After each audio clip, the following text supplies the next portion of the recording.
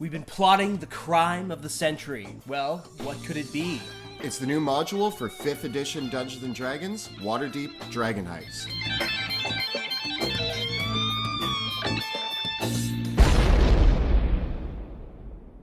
Greetings, adventurers. My name is Monty Martin. And I'm Kelly McLaughlin. And we are the Dungeon Dudes. Dudes. And today we're taking a look at the brand new module for Dungeons & Dragons 5th edition, Waterdeep Dragon Heist.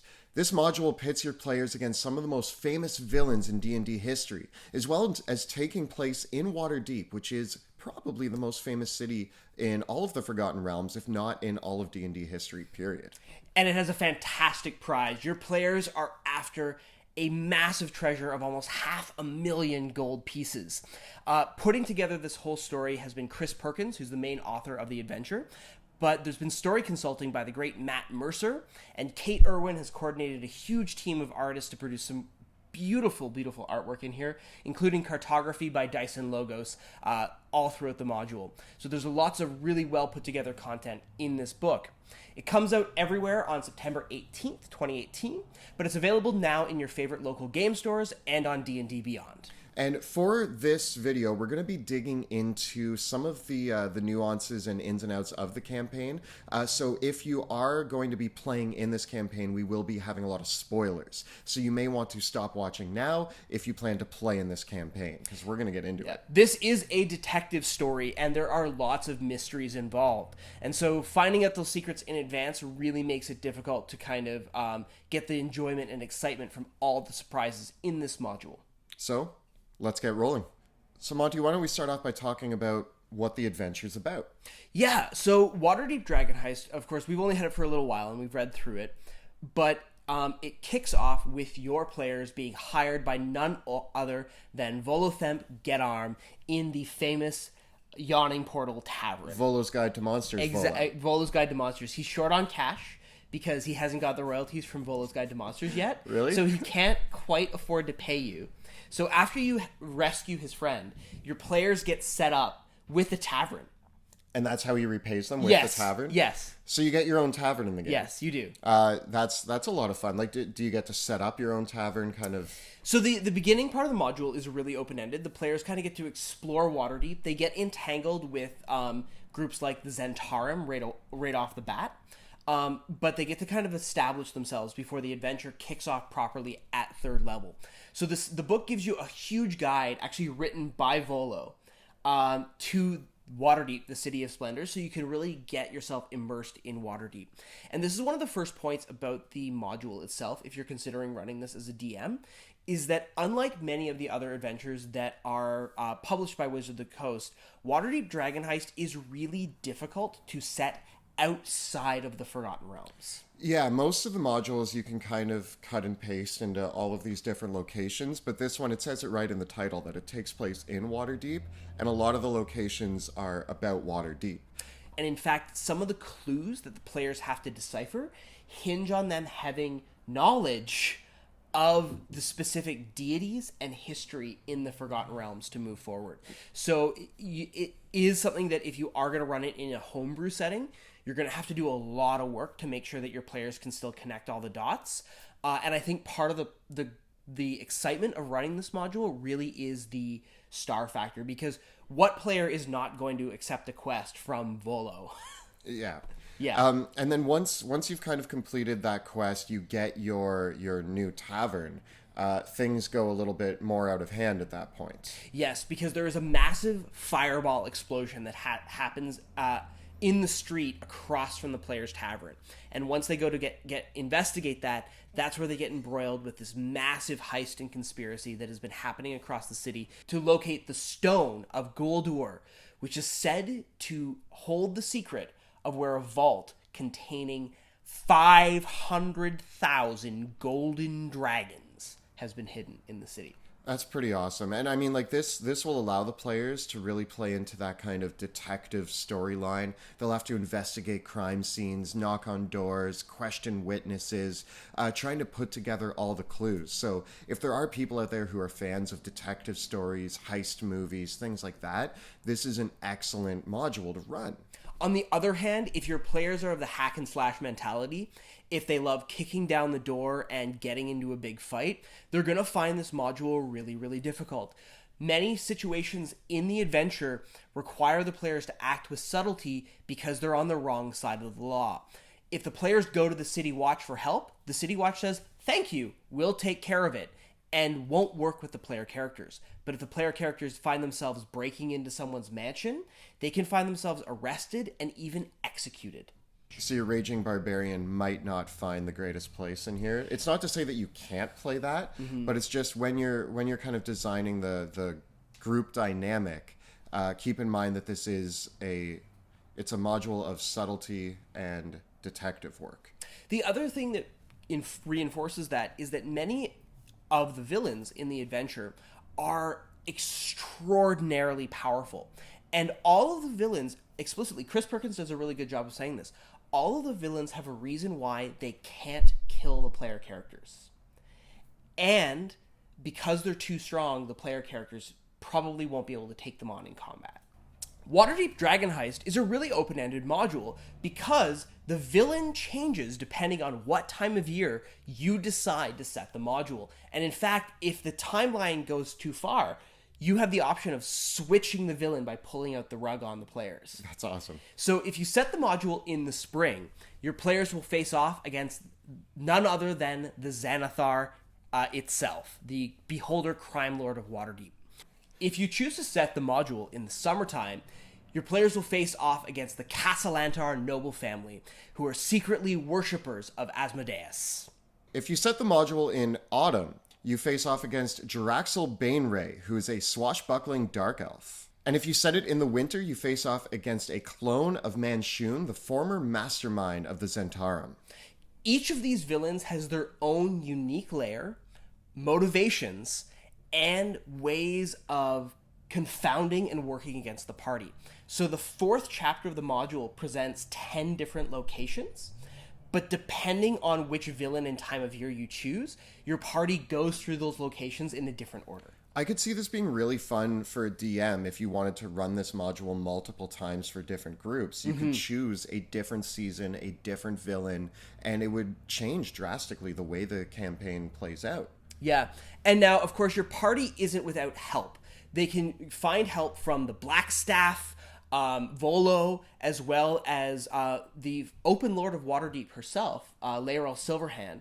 Although the City Watch themselves, there's a pair of investigators with the City Watch who are really reluctant to have the players involved. There's also a detective that you can hire to help you out, which I think is pretty fun. Yeah. The module does a really good job of making sure that if the players get lost, if they miss the key clues, they're able to get back on track. But unfortunately, you do have to do a lot of reading as a dungeon master to make sure that you don't get lost yourself with all of the overweaving plot hooks that are happening in the adventure. So given all this, what kind of DM, what kind of group should run this adventure? Like, why is it worth running? Well, what's great about this adventure is it goes from levels 1 to 5. So if you're just getting started out, but you're an experienced DM with an experienced group of players, this is a great way to start your next campaign. It's a great way to just dive in, have something short that kind of introduces Waterdeep, it introduces the players to the world, and then you can go from there. Yeah, judging by what I've looked at, it looks a little bit longer than Lost Mines of Fandalver. So it'll probably take your group anywhere from 8 to 12 game sessions to complete, roughly about 40 hours of gameplay. The other thing is, as a huge fan of heist movies, detective stories, I grew up absolutely loving the genre, and it's something that I'm always looking for in my D&D worlds, and I've never seen it represented better than in this module. Yeah, heists are a really difficult area to run in Dungeons & Dragons because finding clues without getting your party lost or missing important information can be really, really difficult. And I do think that the module does a pretty good job of presenting the material in a clear fashion and giving the players a couple different options of how to solve the mystery and get on to the next scene. I did have to read it twice to figure out, that's how the players figure out that that was the perpetrator of the crime. In the first crime scene, when the fireball goes off, it was caused by a construct called a nimble right. The players have to interview a specific witness to find that out, and then the module assumes that they will realize that the construct sounds like something that appears in a parade once a year run by the Church of Gond. So it's a really like tenuous string of connections. So I worry that that kind of information might fly over the heads of a group that isn't ready to like go out and canvass all the witnesses and ask people for information and then be creative with how they make those connections. I actually, like reading that, I don't know how any players would draw that conclusion that we should go to the Church of Gone. Would you say that as a DM, one thing that you might have to do is look for ways to add more clues if your players are just like not getting there? I think so. I think like I think the story probably needs like bloody footprints and some sort of trail, because the initial crime scene when the explosion goes off, the one way that the module suggests the players get to the next part is going to the Church of Gond and getting this Nimblewright detector and then walking up and down the streets of the city until the detector goes off. And that just feels...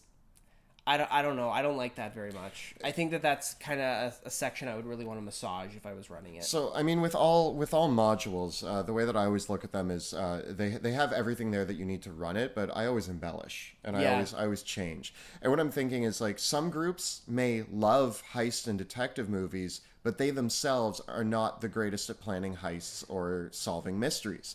If this is the case, you may want to massage the module a little bit to give them more to work with.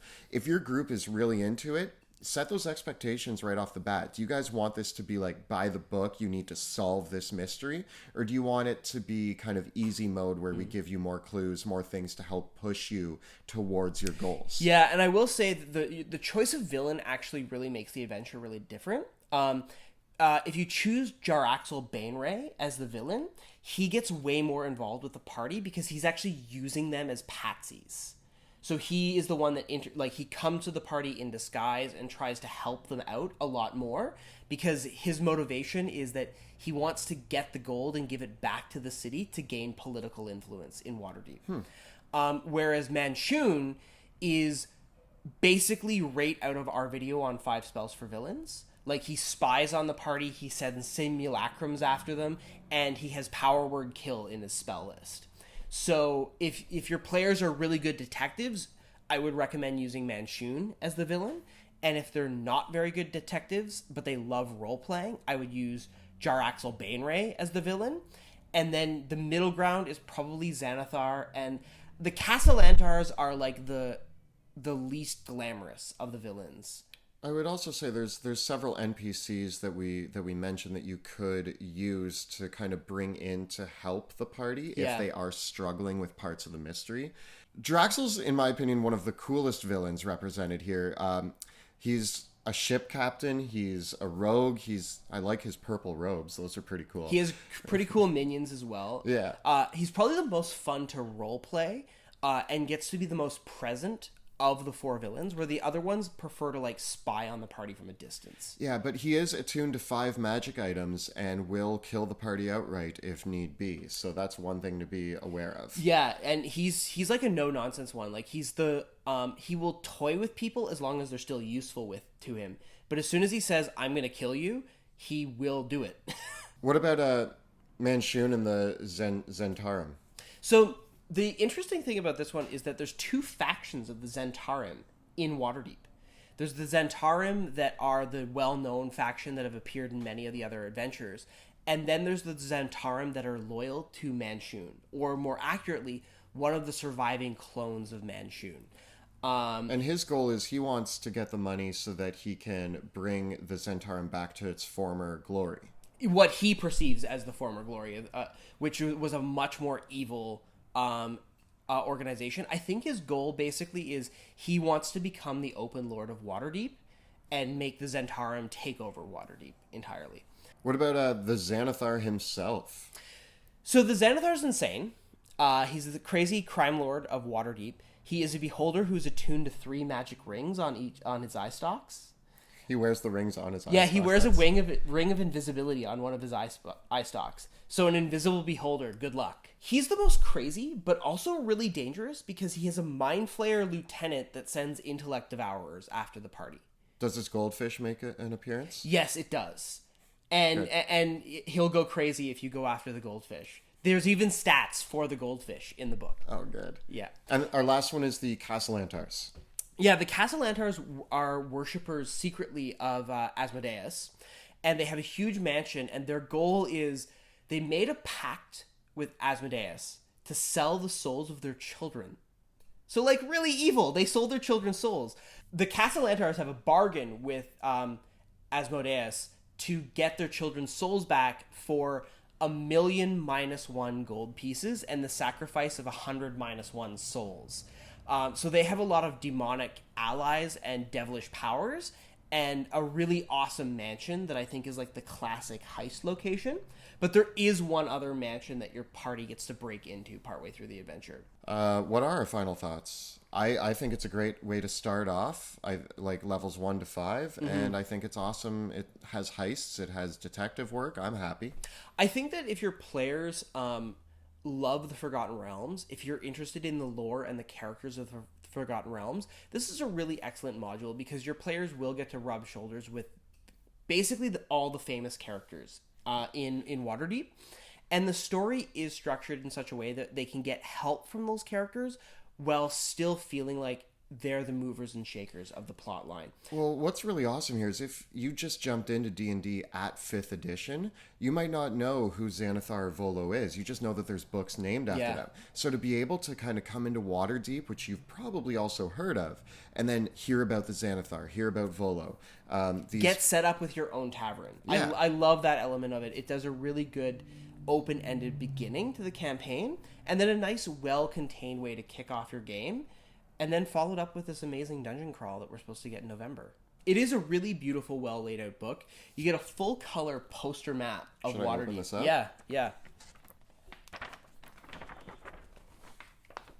Yeah. And the other maps in the book are all drawn by Dyson Logos, another Canadian guy. I have heard some people complaining about Dyson Logos' style, and I completely disagree. I think Dyson Logos' maps are beautiful and practical. I totally understand, though, for people running on a digital tabletop, the lack of full color maps might be a little bit disappointing. But Dyson's maps are amazingly creative and interesting, and I think really appropriate for the number of maps in this module. I also think the cover art is absolutely beautiful. It reminds me of all of my favorite like classic movie posters with like, you know, the entourage of characters. You have Xanathar in the background looming there with it's just really cool. I love that artwork. Yeah, one of the other fantastic things about Waterdeep Dragon Heist is the way that it lays out many sections of the adventure as flowcharts that make it really easy for you to understand where your players are at in the adventure and what's happening. Well, there are a lot of details in this module that you need to make sure that you read over really, really carefully as you prepare to run it. I think Chris Perkins has done a pretty good job of organizing the information. It's not perfect by any means, and it definitely will require you to read the module carefully twice and make some good notes. But it certainly isn't like some of the other modules, like Out of the Abyss, that felt like they were working against you to get the information. There's parts of a lot of the other modules where you read and then you have to like go online and figure out how people sorted them out. This one has a lot less of that. You have things laid out in a manner that makes sense. So I think that it is a good one to run. The other thing is that because you choose one of 4 different villains, I do wonder how replayable the campaign is. Or on the flip side, like, what are we going to do with the villain layers? Because depending on how your players approach the adventure, there's 4 chapters in the book devoted to the layers of Manchun, Xanathar, the Castellantars, and Jaraxel. And if that villain doesn't feature in the way you run that campaign, that whole part of the book might as well not have been there. So I do wonder, like, how do you incorporate and build all this all together? I wonder what the version of Waterdeep Dragon Heist is where all 4 villains are going after the prize at the same time. That might be a fun way to extend it beyond Yeah. 1 to 5th level. Yeah. So this has been our first look at Waterdeep Dragon Heist. We hope that you're ready to plan your most masterful heist. And if you do run the module or are planning to do it and have any of your first impressions or tips for other dungeon masters, let us know in the comments below. And with such an array of crazy villains, you can check out our video on 5 spells for villains right up over here. And there's so many great and colorful NPCs to roleplay, and we've got some great tips to help you out with that right over here. Please subscribe to our channel so that you never miss an episode. Thank you so much for watching, and we'll see you next time In the dungeon.